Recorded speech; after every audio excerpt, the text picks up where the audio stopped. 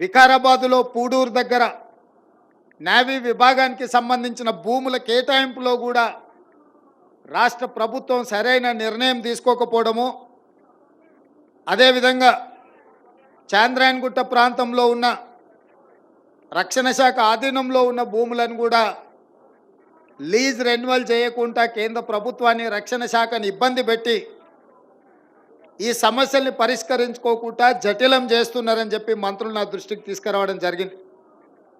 ఆర్థిక శాఖ మంత్రి నిర్మలా సీతారామన్ గారిని కూడా మేము కలిసినప్పుడు వారు గతంలో డిఫెన్స్ మినిస్టర్గా ఉన్నప్పుడే కంటోన్మెంట్ బోర్డు ప్రాంతంలో రోడ్లను ఆర్మీ అధికారులు మూసేస్తే కూడా వారు ప్రజల అవసరానికి ఆ రోజు రోడ్లను తెరిపించినప్పుడు కూడా ఈ అంశాలను రాష్ట్ర ప్రభుత్వం దృష్టికి తీసుకొస్తే రాష్ట్ర ప్రభుత్వం స్పందించకపోవడం వల్ల ఈ సమస్యలన్నీ కూడా దీర్ఘకాలికంగా వాయిదా పడుతూ వస్తున్నాయని చెప్పి వారు నా దృష్టికి తీసుకురావడం జరిగింది.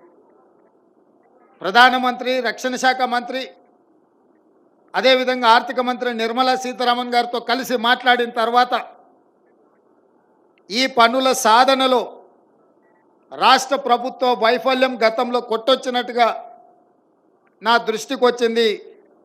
అందుకే అధికారులను పిలిచి సమీక్షించి తక్షణమే కేంద్ర ప్రభుత్వం రక్షణ శాఖకు సంబంధించిన తెలంగాణ రాష్ట్ర ప్రభుత్వం తీసుకోవాల్సిన నిర్ణయాలు ఒక అడుగు ముందుకు వేసి పూడూరులో 2900 ఎకరాల భూమిని తక్షణమే నేవీ అధికారులకు అప్పజెప్పడం జరిగింది.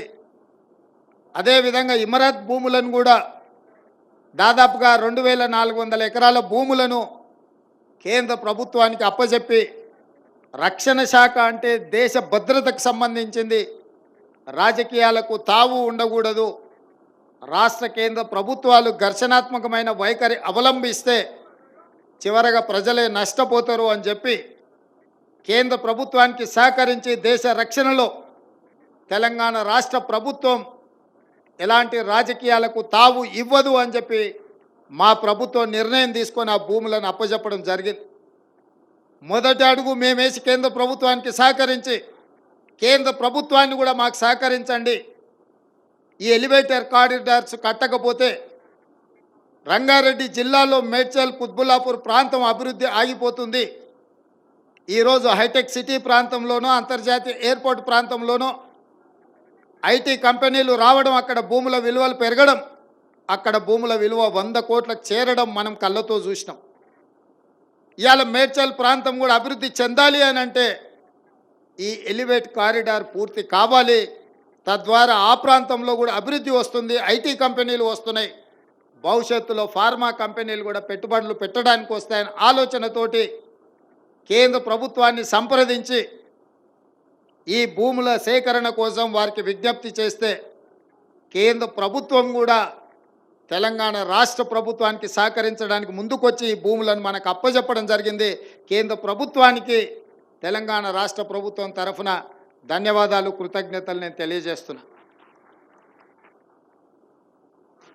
నాకు స్పష్టమైన వైఖరి మా ప్రభుత్వానికి ఉన్నది.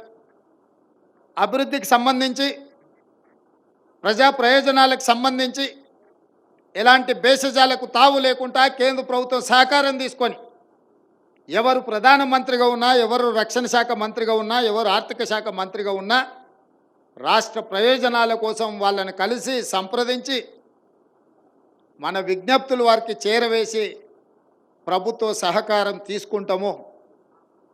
నిన్న మొన్న ప్రధానమంత్రి గారిని కలిసి రాష్ట్రానికి వచ్చినప్పుడు స్వాగతం పలికి రాష్ట్ర ప్రజల యొక్క అవసరాలను, అది తుమ్మిడేటి కావచ్చు, మూసీ రివర్ ఫ్రంట్ కావచ్చు, మెట్రో రైలు కావచ్చు, పాలమూరు రంగారెడ్డి ఎత్తిపోతల జాతీయ ప్రాజెక్టు కావచ్చు, ఇతర రక్షణ శాఖకు సంబంధించిన భూములు రాష్ట్ర ప్రభుత్వానికి బదలాయించాల్సిన విషయాలలో సంపూర్ణంగా వారికి విజ్ఞాపన పత్రాలు ఇవ్వడం జరిగింది. వారు సానుకూలంగా స్పందించినట్టే నాకు అనిపించింది. కానీ చాలామంది రాష్ట్ర ముఖ్యమంత్రి వెళ్ళి ఇట్లా ప్రధానమంత్రిని కలుస్తాడని అంటారు. 10 సంవత్సరాలు మీరు దిక్కుమాలిన విధానం అవలంబించడం వల్ల శిక్ష ప్రజలకు పడ్డది.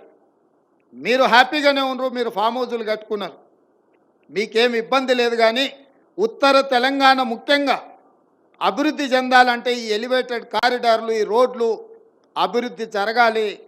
ప్రజా ప్రయోజనాలను దృష్టిలో పెట్టుకొని తెలంగాణ రాష్ట్ర అభివృద్ధి కోసం ఒక్క మెట్టు దిగడానికి నాకు ఎలాంటి అభ్యంతరం లేదు.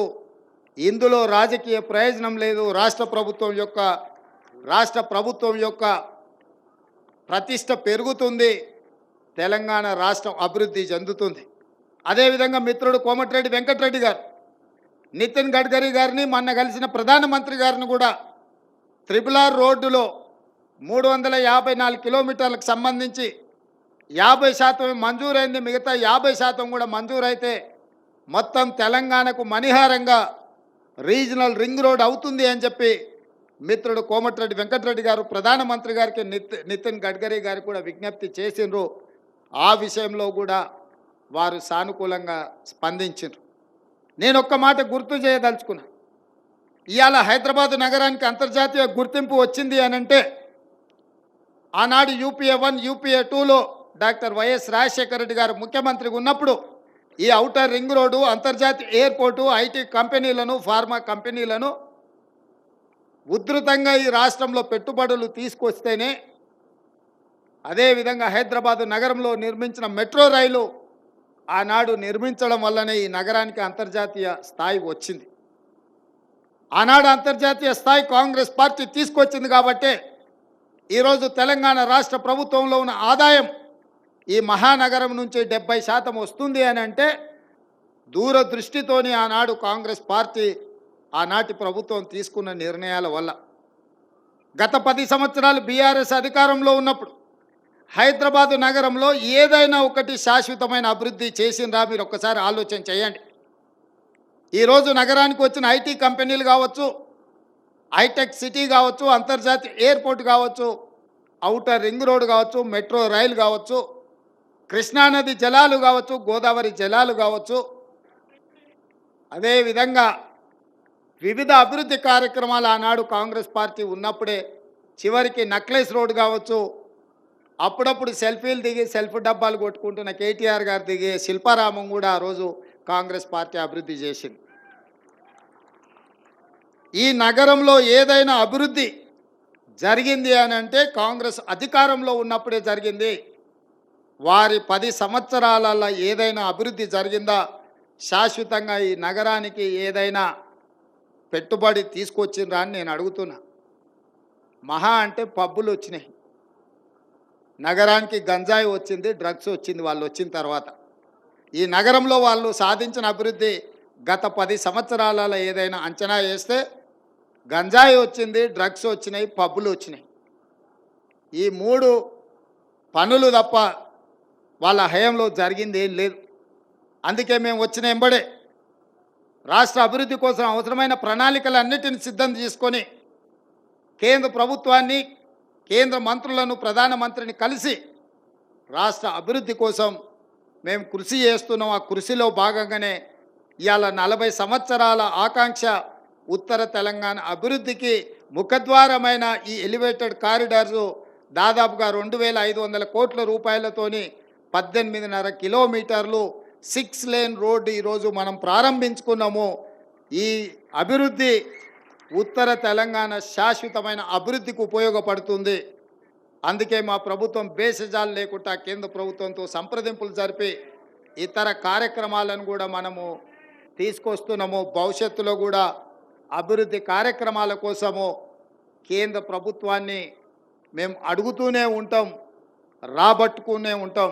ఒకవేళ ఇవ్వకపోతే ఖచ్చితంగా ప్రణాళికబద్ధంగా కేంద్ర ప్రభుత్వంతో కొట్లాడతాం.